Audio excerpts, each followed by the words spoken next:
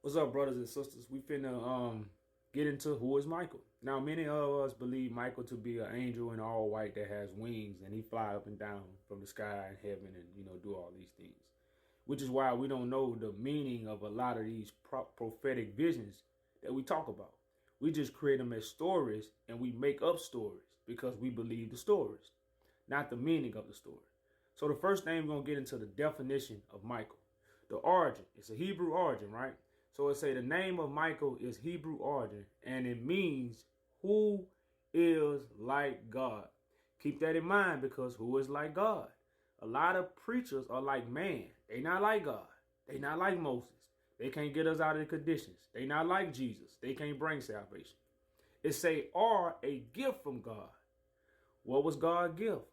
God for loved the world, he gave his only begotten son. That was the gift. So this is the meaning of Michael. So when you see Michael, the what? The head archangel, which is a messenger of God, don't lose me. So now we're in the book of Daniel. We all know this famous chapter in Daniel, Daniel 12, where it talks about Michael. So we're in Daniel 12 and 1. So it reads, it say, and at that time shall Michael stand, the great prince withstanding for the children of thy people. Now hold up. Michael gonna take a stand. Now who is Michael? I just read the definition, the one who is like God. So who gonna stand up for the people? Somebody who is like God. Who will be like God? Did not God make Moses God to Pharaoh? So when Pharaoh seen Moses, Moses was the one that stood up for the people and was like God. And God told Moses that he was going to raise somebody else like him to what? Gather the people from the four corners of the earth. So this Michael will have to take a stand. Now, when we see this, we think it's Michael in the sky with wings. But this would be somebody that take a stand-up man who is like God. Because he going to take stand for the children of thy people. And there shall be a time of trouble, such as never since it was a nation, even that time, and at that time thy people shall be delivered, everyone that shall be found written in the book, the Lamb's book of life.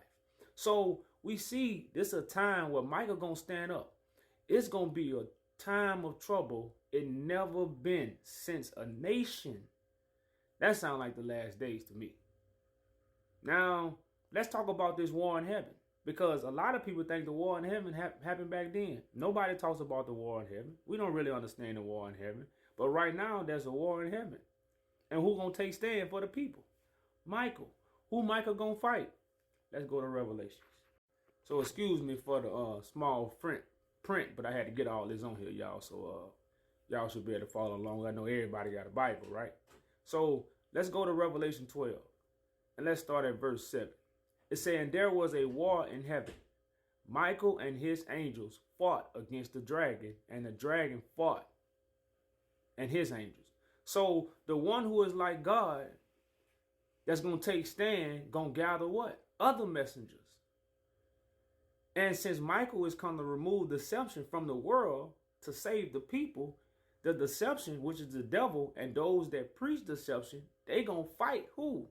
Michael, his angels, and the dragon and his angels. It says, and prevailed not. Neither was there found a place any more in heaven. And man, get off them pulpits. You're not no prophet.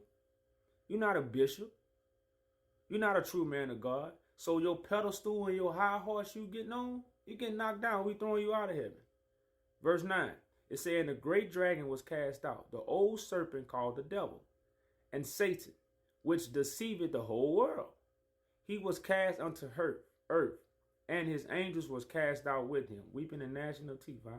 And I heard a loud voice saying in heaven, now is come the salvation and strength and the kingdom of our God and the power of his Christ. You get it? His Christ. God got a Christ, not the Christ in your mind.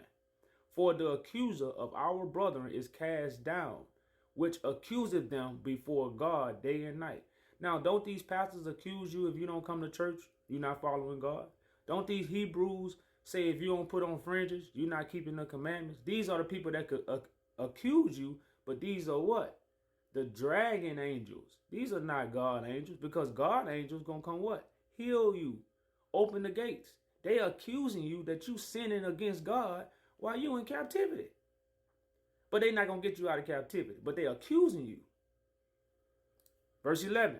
It says, and they overcame him by the blood of the Lamb and by the word of their testimony, and they loved not their lives unto death. Therefore rejoice, ye heavens that dwell in them. Woe unto the inhabitants of the earth, for the seal of the devil is come unto you, having great wrath, because he know his time is up. So y'all see this war going on in heaven. Now, many people can't see the war going on, the actual manifestation of the war going on in heaven, which is the Son of Man, the one who is like God, the one God has anointed to be like God, to gather other angels to fight the devil, to remove the deception that's in the earth, so the people can be set free. They can have life more abundantly. That's the war that's going on. So when y'all see us arguing over scriptures, when y'all see us fighting back and forth, this is the war that's going on in heaven. This is the last days. And Michael has taken a stand. And if you don't know who Michael is, he's the man with the plan.